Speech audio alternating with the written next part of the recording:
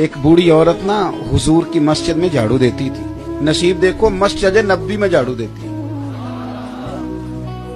लेकिन कुछ करती तो थी ना, मस्जिद में झाड़ू देती थी। वो बीमार हो गई, बुखारी में मौजूद है। तो अल्लाह के रसूल ना तीमारदारी के लिए तशरीफ ले गए और फिर फरमाया अगर इसका इंतकाल हो जाए तो मुझे इत्तला भी देना। आखिरी वेले मेरी आँखियां रात तकना है तेरा, इंतकाल की खबर भी देना।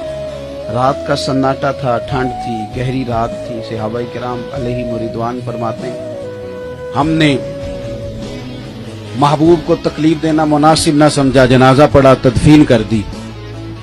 सारा को जानते हैं महबूब, पर सुबह आके पूछते हैं तुमने इत्तला क्यों नहीं दी। ये भी तालीम उम्मत के लिए, या रसूलल्लाह आपको तकलीफ होगी, मुनासिब नहीं समझा। महबूब ने फरमाया मुझे बताया क्यों नहीं। या रसूलल्लाह रात थी, तकलीफ देना मुनासिब ना जाना, तदफीन कर दी। कुर्बान जाए, नसीब देखो बूढ़ी के। हुजूर फरमाने लगे बताओ उसकी कब्र कहाँ है।